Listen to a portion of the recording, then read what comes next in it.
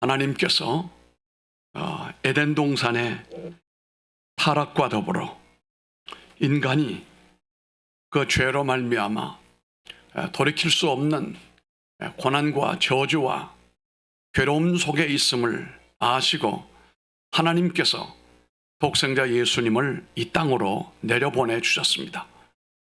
그래서 우리의 이 죄를 제거하시고 저주와 진노를 제거하시고 그 위에 하나님이 주시려고 하셨던 그 은혜와 사랑을 우리에게 허락해 주셨습니다.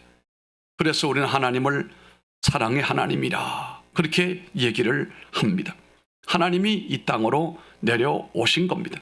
이것을 믿는 것을 우리는 기독교인이다 그렇게 얘기를 합니다. 이것이 이 땅의 죄로 말미암아 도저히 움직일 수 없는 그 저주와 진노의 어두운 환경을 예수님이 오심으로 이제 소망이 넘치고 희망이 넘치고 서로 사랑하고 베풀 수 있는 이런 세상으로 바뀌어진 것이 이게 하나님의 부흥이라고 하는 것입니다. 부흥이라고 하는 것은 하나님이 우리 속으로 찾아오시고 우리의 삶에 이미 임하여 주시는 것이 부흥이다 그렇게 볼 수 있습니다. 우리 스가랴 본문의 내용은 지난주에도 보았고 오늘 또 보고 있습니다마는 감동적인 말씀이 이미 여기에 등장하고 있습니다. 우리가 읽었던 3절 말씀을 보게 되면은 너희는 내게로 돌아오라. 만군의 하나님의 말이니라. 그리하면 내가 너희에게로 돌아가리라. 내가 너희에게로 돌아가리라라고 하는 것이 이게 부흥이라고 하는 겁니다. 하나님이 우리에게로 임하시고 찾아오시고 우리에게 방문하시는 것이 부흥이라는 겁니다. 그럼 이 부흥을 위해서 우리가 어떻게 해야 됩니까? 먼저 내게로 돌아오라. 이 말씀을 우리가 보았습니다. 오늘은 구체적으로 이 말씀을 통해서 하나님이 오시면 부흥이 온다. 이런 구체적인 내용 가운데 어떻게 해야 하나님이 오시는 것인가? 첫째는 여기 말씀대로 우리가 하나님께로 돌아오는 회개가 있어야 하나님이 우리에게로 찾아오시는 겁니다. 우리 하나님이 여러분 가정에도 오시고 이 교회도 찾아오시고 이 나라 위에도 찾아오셔야 됩니다. 이미 주님이 오심으로 계시겠지만 하나님의 영으로 더욱 충만케 해야 되는 것입니다. 선지자 스가랴는 이스라엘 백성에게 선포했던 말씀에서 제일 먼저 말씀했던 내용이 회개의 촉구였습니다. 3절 4절에 우리가 읽었던 말씀대로 그렇게 설명을 합니다. 이때는 성전이 재건되는 가운데 공사가 중단되었다가 두 번째 시작이 될 무렵에 하나님이 이 본문의 말씀을 주신 겁니다. 성전이 중단되어 있습니다. 중단된 이유가 무엇입니까? 이것은 바로 사마리아 사람들의 방해 공작과 페르시아 사람들 몇 사람이 방해를 하고 있기 때문에 또 포로에서 돌아온 나머지 그것을 바칠 만한 튼튼한 믿음도 부족했고 연약한 저희들이 그만 낙심해서 손에 힘이 빠져버리고 말았어요. 그래서 두 번째 예배당 이 성전 건축이 중단되고 있을 때에 일어난 일이었습니다. 그런데 하나님이 그들에게 하신 말씀이 성전 건축은 말씀도 없으시고 회개하라는 거예요. 그럼 그 말씀을 돌이켜 봤을 때는 이 죄 문제 때문에 결국은 이 사마리아 사람들이 극성을 피워 반대를 하게 되고 페르시아 사람들도 방해를 하게 되고 이 포로지에서 돌아온 사람들에게는 힘이 빠졌다는 얘기 아니겠습니까? 그러므로 이 죄를 회개하는 것만이 다시 힘을 얻고 이 일을 아름답게 이루을 수 있는 길이 열린다는 말씀입니다. 말씀했습니다. 나 여호와가 너희들의 열조에게 심히 진노했느니라. 이 말씀은 그슬로 올라가면 이스라엘이 하나의 이스라엘로 있다가 둘로 나뉘어지게 될 때 남과 북이 갈라질 때 왜 갈라졌습니까? 죄 때문에 갈라졌습니다. 이 나뉘어질 때 하나님이 선조들에게 진노하셨다고 했고 그들의 나라를 망하게 하시고 간신히 살아남은 백성들은 바벨론의 포로가 되게 된다고 말씀을 했어요. 나라가 하나가 둘로 나뉘어지게 될 때 하나님께서 벌써 그들에게 심판을 하신 거예요. 뭐 때문에요? 죄 때문에 그랬다는 겁니다. 그래서 그 포로지에 갔던 사람들은 가서 죽을 고생을 했습니다. 이스라엘의 정체성을 다 잃어갈 즈음에 그들이 이스라엘 사람인지 하나님의 언약의 백성인지 도무지 가물가물해질 때 하나님이 그들을 불러내신 것 아닙니까? 돌이켜보면 이스라엘의 망국의 원인은 그 선조들이 하나님의 말씀을 듣지 않았기 때문이라 이렇게 말씀했습니다.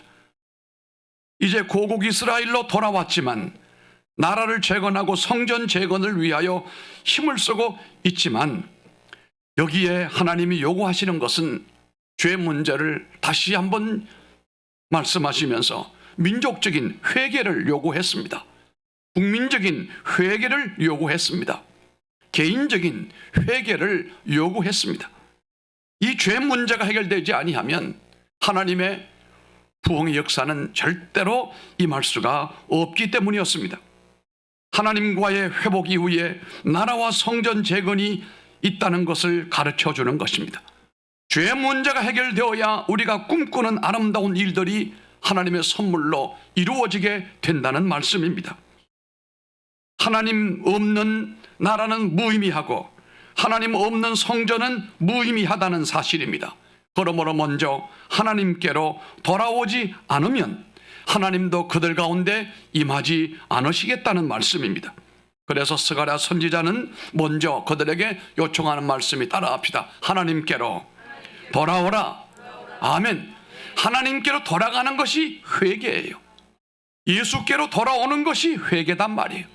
이전에 지었던 죄가 아무리 주홍같이 붉을지라도 하나님은 묻지도 아니하시고 따지지도 아니하시는 것입니다. 부흥의 출발은 바로 하나님께로 돌아오는 것이고 이것이 회개라고 하는 것입니다. 축복을 받으려면 먼저 하나님께로 돌아오는 것입니다. 스가랴가 정의한 회개라고 하는 것은 자기가 저질러 놓은 것을 후회하거나 슬퍼하는 정도로 끝나는 것이 아니고 하나님께로 돌아오라, 예수께로 돌아오라, 교회로 돌아오라 이 말씀이에요. 선지자 이사야는 회개를 이렇게 말씀했습니다. 이사야 55장 7절에 말씀하기를 악인은 그 길을, 불의한 자는 그 생각을 버리고 여호와께로 돌아오라. 그리하면 그가 긍휼히 여기시리라. 우리 하나님께로 나오라. 그가 널리 용서하시리라. 이렇게 말씀을 했습니다. 악한 길과 불의한 생각을 버리고 돌아오는 것이 회개라고 하는 것이죠. 말라기 선지자는 3장 7절에 말씀하기를 만군의 여호와가 이르노라. 너희 열조의 날로부터 너희가 나의 규례를 떠나 지키지 아니하였도다. 그런즉 내게로 돌아오라. 그리하면 나도 너희에게로 돌아가리라 하였더니 너희가 이러기를 우리가 어떻게 하여야 돌아가리까 하도다. 이렇게 말씀하시면서 말라기도 하나님께로 돌아오는 것이 회개라고 했습니다. 지금 우리에게 필요한 것은 하나님이신 것입니다. 하나님이 나의 하나님이 되고 하나님 우리 가정의 하나님이 되시고 하나님이 우리 교회의 하나님이 되시고 하나님이 우리 민족의 하나님이 되어 주셔야 된다는 사실입니다. 여러분 착각하면 안 됩니다. 우리에게 전쟁이 있겠느냐? 우리들에게 연병이 돌겠는가? 우리들에게 가난과 빈곤이 오겠는가? 이번에 상황을 보면서 우리는 가능성을 보았어요. 하나님이 도우시지 아니하시면 언제나 전쟁은 생존하고 있습니다. 질병도 생존하고 있습니다. 빈곤도 생존하고 있습니다. 우리가 누리는 그 모든 것이 우연이 아니고 우리가 누리는 모든 것이 하나님의 은혜요, 보호요, 축복이라는 산물인 것입니다. 이걸 느끼는 것입니다. 어떻게 어린아이로부터 어른들 할 것 없이 이렇게 이 연병을 통해서 고통을 당할까? 그 뛰어난 과학자들은 도무지 어디 갔는가? 그 똑똑하던 사람들 다 어디 갔습니까? 주사 한 방울 해결 못합니까?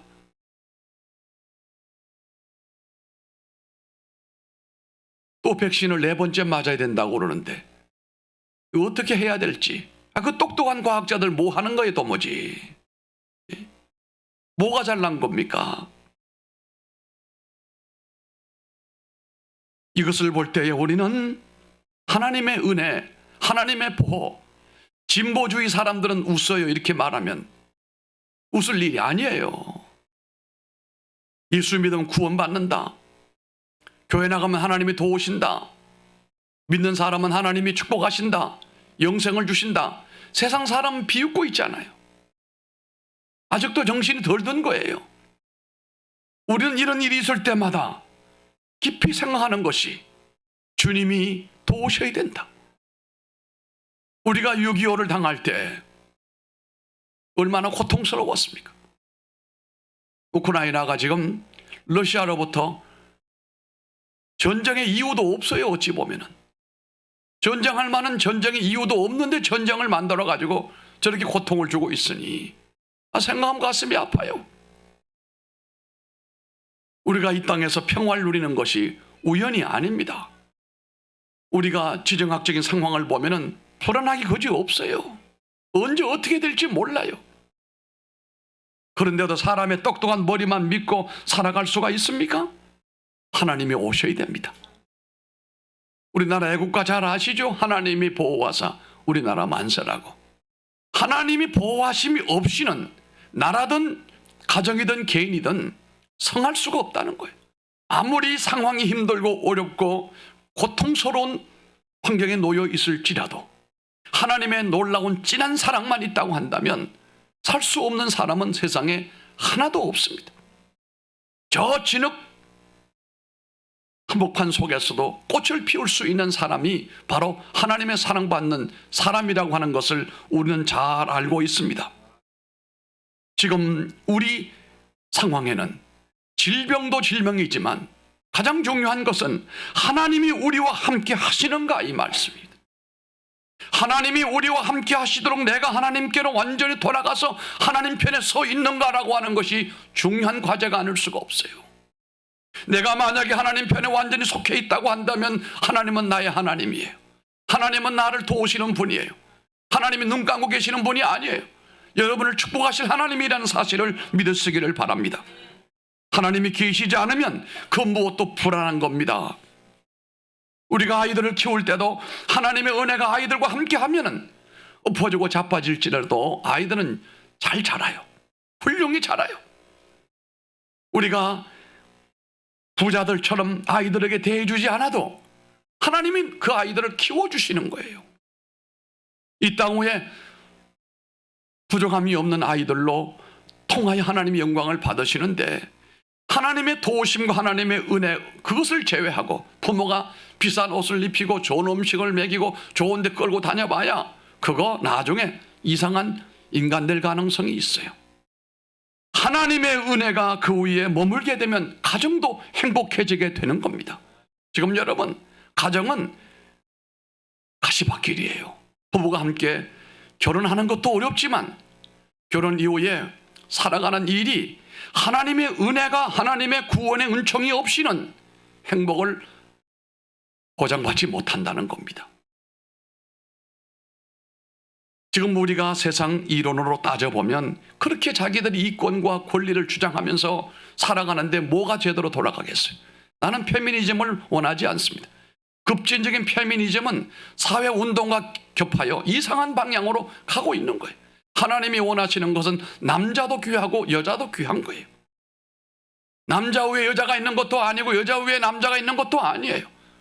남자와 여자가 서로 공존하면서 서로 하나님의 은혜와 사랑으로 돌보고 사랑할 대상이지 경쟁하고 짓누르고 이권을 뺏어가는 그런 관계가 아니라는 겁니다.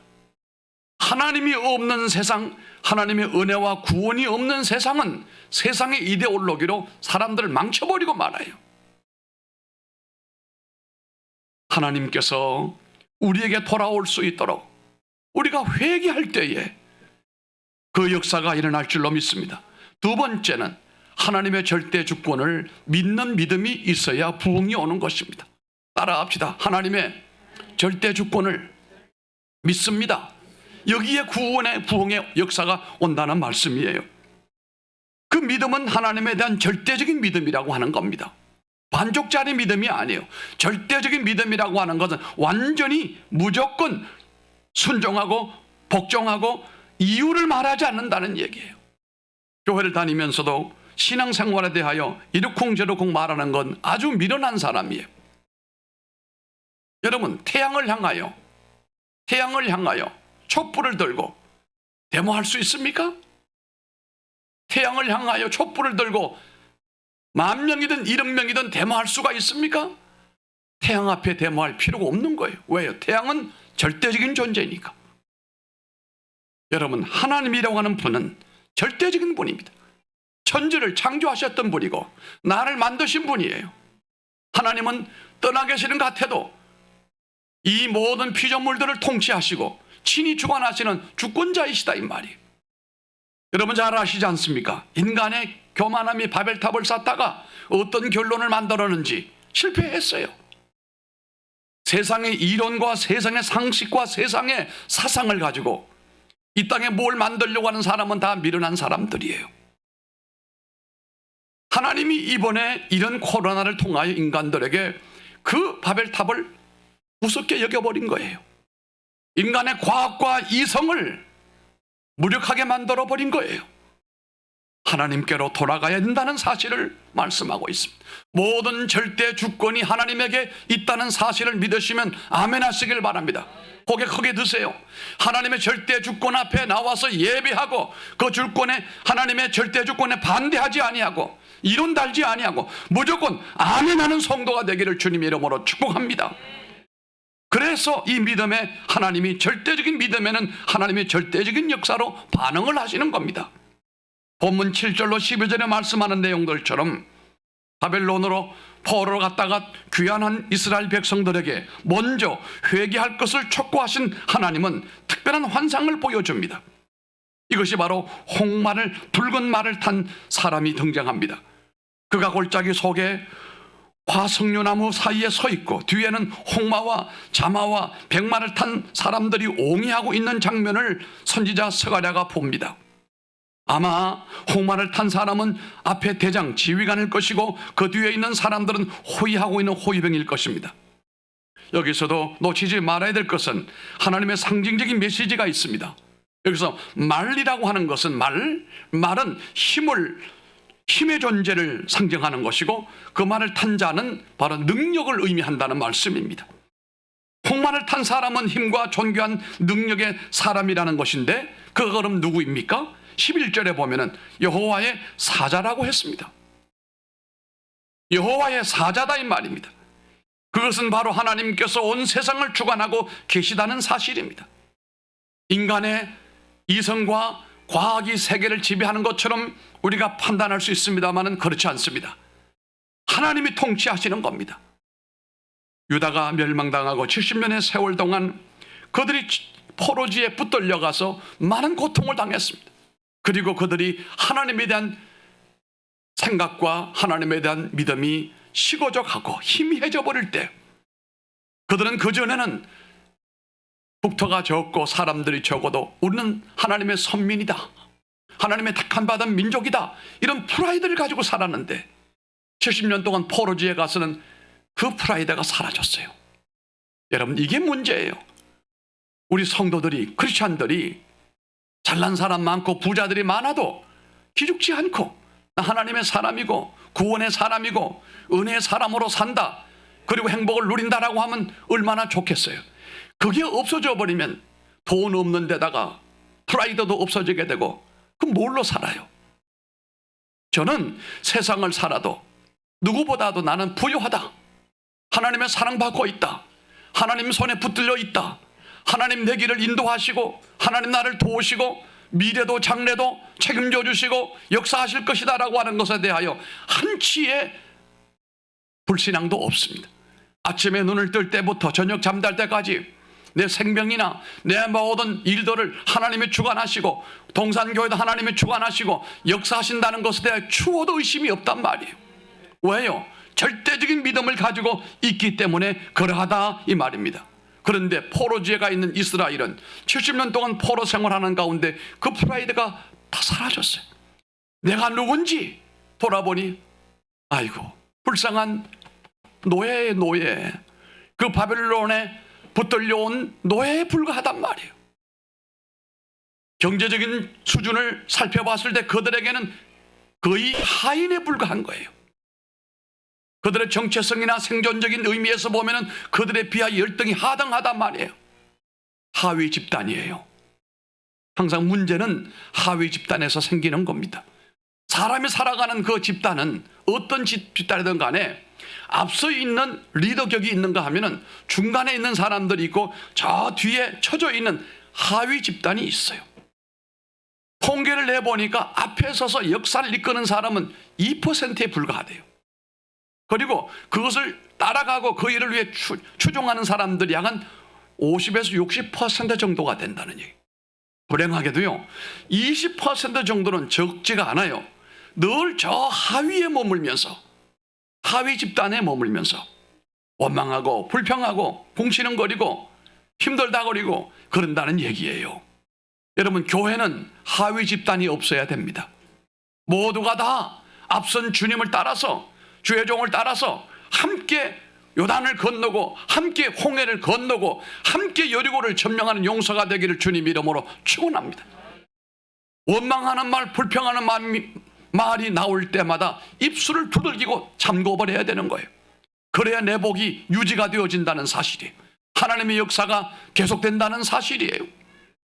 자, 이들이 이렇게 70년 동안에 하나님의 택함 받은 백성이라고 하는 프라이드가 사라지게 될 때에, 그때 하나님이 그들에게 자비와 은총을 베풀어 주신 거예요.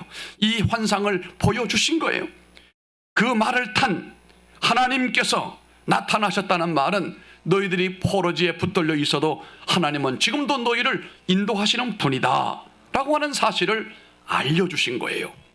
부흥이라고 하는 것은 하나님의 주권 아래 움직이고 있음을 철저히 믿는 것이라는 겁니다. 우리가 하나님의 백성이고 하나님 우리 교회를 인도하시고 하나님 우리 자녀들과 우리 아이들을 인도하신다는 것을 믿는 것이 부흥이에요. 그리고 그 하나님을 신뢰하고 의지하는 것입니다. 아무리 사람 눈에는 모든 것이 잘못되어져 가는 것처럼 보일지라도 그것은 전능하신 하나님의 손에서는 지극히 정확하게 합력하여 선을 이루는 길로 가고 있다는 사실을 믿으시기 바랍니다. 모든 것이 내 마음에 맞지 않는다 할지라도 그건 순간이고 내 마음이고 하나님은 그것마저도 합력해서 하나님의 통치로 이어져서 영광을 받으시겠다는 사실입니다. 그러므로 우리가 하나님의 절대 주권을 믿어야 되는 것입니다. 내가 가는 길이 비록 힘들고 어려워도 이 길에도 하나님이 나를 인도하시고 나를 도우시고 머지않아 이 비포장 도로에서 포장된 좋은 고속도로 같은 길로 나를 인도하실 줄로 믿으면서 그 하나님을 신뢰해야 돼요. 우리 아이들이 자라서 그 아이들이 커서 하나님의 영광을 위하여 쓰임받을 줄로 믿고 참고 기다리면서 아이들을 믿음으로 양육을 해야 된다는 사실이에요. 세 번째는 교회를 중심으로 사는 삶이 있어야 부흥이 오는 것입니다. 첫째는 뭡니까? 하나님께 돌아오는 회개가 있어야 되고, 두 번째는 절대 주권을 믿어야 되고, 세 번째는 교회 중심적인 삶을 살아야 부흥의 역사가 온다는 겁니다. 현대 성도들이 잊으면 안 될 내용이에요. 하나님이 오시는 곳이 어디인가 명쾌하게 말씀하고 있기 때문입니다. 16절에 보면은 내가 긍휼히 여김으로 예루살렘에 돌아왔은즉 내 집이 그 가운데 건축되리니, 여기 내 집은 하나님의 집을 얘기하는 것입니다. 하나님은 그들 속에 오셔서 함께 하시는 것을 보여주시는 것이 바로 성전입니다. 우리가 왜 하나님의 예배당을 지으려고 하는가? 여러분, 성전과 예배당은 상당히 차이점이 있습니다. 성전은 하나님이 그곳에 오셔서 그곳에 상주하시는 거예요. 이건 구약의 개념이에요. 그래서 전을 지으려고 하는 거예요.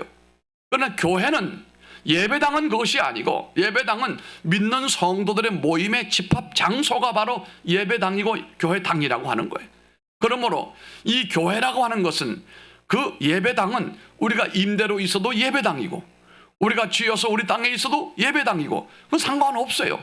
초막이나 궁궐이나 그 어디나 하나님을 섬기는 사람들이 있는 곳에는 거기 예배당이에요. 여러분, 기죽을 필요 하나가 없어요.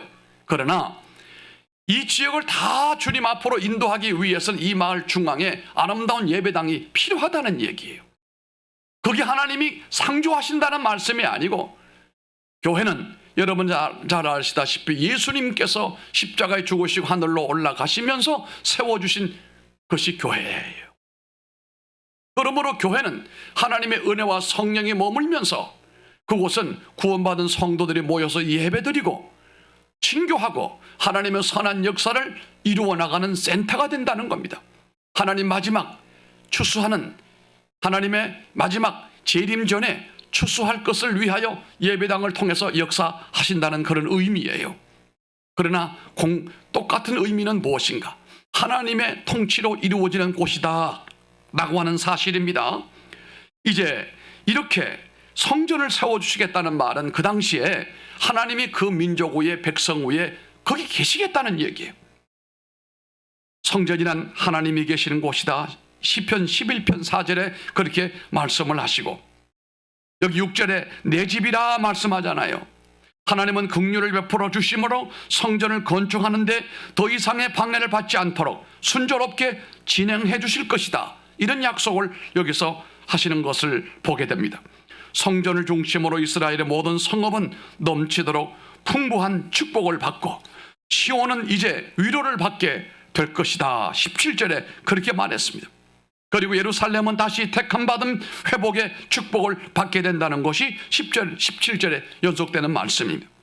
이스라엘 백성들은 하나님께 돌아오는 회개 이후에 하나님이 함께 하시는 축복을 성전 건축을 통하여 완성하게 되어졌습니다. 그리고 성전을 중심으로 축복의 강물이 흘러 넘쳐서 나라와 도시와 가정이 이제 부유함으로 채워지기 시작했는데, 이것이 부흥이라고 하는 것입니다. 먼저 부흥이 임하는 곳은 교회가 되어야 되는 것입니다. 하나님은 그 지역을 부흥하기 전에 먼저 교회를 택하시고 교회를 세우고 그곳에서 하나님의 부흥의 역사가 먼저 일어나게 하시는 겁니다. 그리고 그 교회로부터 성도들의 가정으로, 지역으로 하나님의 축복이 퍼져나가는 것이 하나님의 원리다, 이 말입니다. 먼저 하나님의 부흥의 핵심은 교회라고 하는 것입니다. 그래서 여러분 잘 아시는 것처럼 퓨리탄들이 대서양을 건너서 미지의 땅에 도착하자마자 학교를 짓기 전에 먼저 뭘 지었다고요? 교회를 지었다는 거예요. 빌딩을 짓기 전에 뭘 먼저 지었어요? 교회를 지었어요. 자신들의 집을 짓기 전에 먼저 교회를 세웠다는 사실이에요. 그 결과 나라와 민족이 부유하게 되어 세계를 지배하는 불강한 나라가 되었습니다. 축복은 언제나 교회로부터 흘러나오는 것입니다. 바울은 에베소 1장 23절에 말씀하기를 교회는 그의 몸이니 만물 안에서 만물을 충만케 하시는 자의 충만이라. 대단한 말씀입니다. 만물 안에서 만물을 충만케 하는 것이 충만이라. 교회가 그렇다는 거예요. 보잘것 없는 교회라 할지라도, 약한 교회라 할지라도 그 교회는 주님의 이름으로 세워진 교회이기 때문에, 예수님의 죽으심과 부활의 생명이 있는 곳이기 때문에 그곳에서부터 만물을 충만하게 하는 능력이 있다. 세상을 가득 채우고도 남는 능력이 거기에 있다. 믿으시면 아멘 하십시오. 교회는 모든 것이 넘치는 곳이에요. 모든 축복이 채워져 가는 곳이에요. 교회는 부족함이 없는 곳이에요. 어떤 사람이 그런데 목사는 헌금을 왜 해야 됩니까? 여러분, 교회는 헌금이 부족해 돈이 없어서 헌금하는 거 아니에요. 여러분 잘 들어보세요. 어떤 분이 자식을 키우는데 이놈의 자식은 맨날 달라고 하는 거예요. 뭐 사달라, 좋은 신발 사달라, 그것도 비싼 거 사달라, 용돈 달라. 자식이지만 상당히 미워가지고 원하는 거 다 안 해줬어요. 적당하게 해줬어요. 근데 얘가 천리 들고 난 다음에 결혼을 하고 난 다음에 독립을 하고 나니까 이 아버지가 아이고 돌이켜보니 그때 나한테 뭐 달라고 할 때가 좋았네. 이젠 달라고 하지도 않고 반대로 용돈 주고 선물 주는데 받아보니 자식에게 줄 때보다 받는 것이 별로 안 좋다는 거예요. 성경이 말했잖아요. 받는 자보다 주는 자가 복이 있다고. 우리는 교회가 가난하고 없어서 돈 보태주러 오는 거 아니에요. 연보돈 내고 11조 내는 것은, 여러분 그거 안 내도 하나님은 교회는 전혀 문제가 없어요. 교회는 돈으로 움직이는 데가 아닙니다. 교회는 하나님의 은혜로 움직이는 곳이에요. 그럼 헌금을 왜 내느냐? 헌금은 여러분을 위해서 내는 거예요. 여러분의 구원의 은혜로 감격해서 내는 것이고, 여러분의 자녀와 후손을 위하여 하나님 앞에 천국 보험을 드는 거예요. 여러분의 구자는 천국에 이미 열려 있어요. 여러분 11조 구자는 하늘에 열려 있단 말이에요. 거기에 쌓이고 쌓인 것이 여러분의 후손들이 복을 받는 거예요. 누구를 위해서 헌금하는 거 아닙니다. 교회가 가난해서 돈 보태주는 데가 아니에요. 하나님은 거지가 아니에요. 하나님은 만물을 가지고 있는 분이에요. 절대로 그런 생각을 하지 않기를 바라요. 교회 자체가 충만함이에요. 교회가 다 가지고 있는 거예요. 교회는 모든 것이 넘치고 또 넘치는 곳이고, 이것이 여러분의 가정으로, 여러분의 개인에게로 스며들어가야 됩니다. 모든 축복이 교회에 채워져 있습니다. 그러므로 교회는 부족함이 없다. 따라합시다. 교회는 부족함이 없다. 그래서 교회부터 축복이 각처로 공급이 되는 것이고, 교회로부터 생명이 전달되는 것이고, 교회로부터 진리가 전파되는 것입니다. 그렇기 때문에 교회의 르네상스를 만드는 것이 중요하고, 교회가 부흥되는 것이 중요한 거예요. 교회가 부흥되는 때에 나라도 부강하게 되어지게 되고, 개인들도 사회가 달라지게 되는 겁니다. 여러분, 우리가 60년대, 70년대, 80년대 이어지면서 엄청난 나라가 부강해졌어요. 그때는 바로 교회로부터 시작이 된 거예요. 새벽종이 울렸네, 새아침이 밝았네, 새벽 기도부터 시작이 되었다는 사실이에요. 포탄 껍데기를 잘라서 달아매놓고 망치를 가지고 두들기면서 잠들고 있는 정신을 깨운 데가 교회였어요. 시계도 없을 때에 새벽에 총을 치면서 자는 사람들을 깨우고 정신을 깨웠던 데가 교회예요. 거기 새벽종이 울렸네, 새아침이 밝았네 가사 내용은 새벽기도 배경을 가지고 만들었던 가사예요. 여러분, 하나님의 교회가 부흥이 되어지게 되니까 사회가 달라지게 되고, 사회가 달라지니까 국가가 부강하게 되더라는 거예요. 이게 미국이고 그게 바로 대한민국이었어요. 우리가 6.25 전에 얼마나 가난했습니까? 아프리카 최빈국보다도 가난했어요. 우리가 $100가 안 되었다니까요. 지금은 우리는 3만 불, 3만 3천, 3만 4천을 우리가 가고 있어요. 엄청난 부자들이에요. 우리가 먹는 것이 없습니까? 입을 것이 없습니까? 타는 게 없습니까? 거기에 연연할 정도가 아니에요. 우리가 세계의 10대 강국에 들어가서 우리가 세계에 영향을 미칠 민족이 된 거예요. 아니, 이거 찌그러져 있는 깡통 같은 민족이 어떻게 이렇게 됐느냐 말이에요. 우리 진집사님도 조금만 더 기다려 열심히 일하시고 하시면 하나님이 교회로부터 축복의 물이 퍼져가면은 끝내줄 사람 될 거예요. 저렇게 열심히 일하는데. 예. 부인이 열심히 기도하고 또 하나님 앞에 헌신하고 충성하잖아요. 예, 찬양대까지 봉사하시고, 언니도 찬양대 봉사해야 되는데 말이에요. 예전에 그렇게 할 때 있었죠. 얼마나 이뻤어요. 교회가 부흥이 되면요, 성도들이 잘 되게 되어 있어요. 사회가, 나라가, 국가가 달라지게 된다는 거예요. 우리가 가지고 있는 이 부를 가지고 교만 떨면요, 교만 떨면 한 방에 나가요. 오늘 오후에 제가 말씀드리려고 하는데요, 우리가 영감을 가지고 성령의 은혜를 입어야 된다고 하는 말, 지금은 세상 떴습니다만 대기업에 오원하다는 양반이 뭐라고 그랬습니까? 한 사람을 제대로 키워 한 사람이 10,000명을 키워 먹여 살린다고 그랬어요. 틀림없는 얘기예요. 그 10,000명을 먹여 살리는 사람은 실력이 아니에요. 영감이에요. 창의력이에요. 남들이 모르는 거예요. 이 경쟁 사회 가운데 우리가 계속 이렇게 잘 살 줄 알아요? 아닙니다. 정신 못 차리면 한 방에 나갑니다. 우리나라의 대기업이 무너지고, 우리나라에 무슨 포탄이 떨어지고, 우리나라가 상당히 국제적으로 고립이 되어지게 되면 우리는 여러분 흉년이 금방 옵니다. 이렇게 누리고 사는 것이 우연이 아니라는 얘기예요. 하나님의 은혜고 하나님의 도우심이고 교회를 통하여 흘러내려오는 하나님의 축복의 물줄기에서 우리가 먹고 산다는 사실을 잊지 말기를 바랍니다. 그래서 교회는 부흥이 되어져야 된다. 그래야 성도들이 길을 높이 들고 승리의 계가를 부를 수가 있게 된다는 사실인 것입니다. 그렇게 할 때 축복과 위로와 회복이라는 세 가지 은혜가 우리 가운데 나타나게 됩니다. 따라합시다. 축복, 위로, 회복, 이게 일어나야 됩니다. 사람이 사는데 필요한 것이 바로 이 세 가지예요. 축복입니다. 하나님의 축복을 받는 것에 무감각하지 말고 부정적인 마음을 버리시길 바랍니다.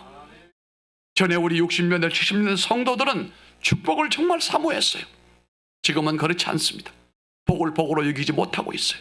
그러나 하나님의 은혜를 아는 사람은 축복이 뭔지 잘 알고 있다 이 말씀이에요.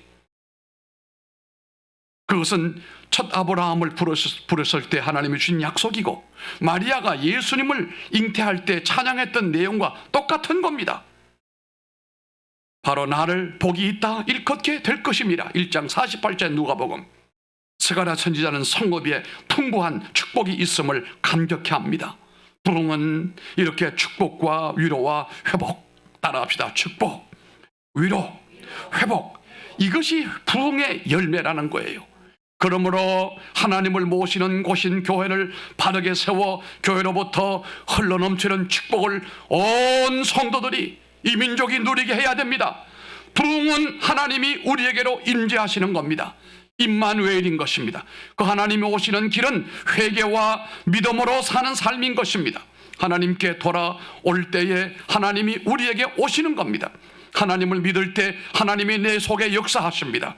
하나님의 집에 하나님은 오시는 것입니다. 하나님은 교회를 사랑하십니다. 교회를 보호하십니다. 그리고 그 교회로부터 축복과 위로와 회복이 은혜로 우리들에게 임하시게 되는데 이것이 바로 부흥의 놀라운 물결인 것입니다. 기도하겠습니다. 존귀하신 아버지 하나님, 그 은혜와 사랑을 준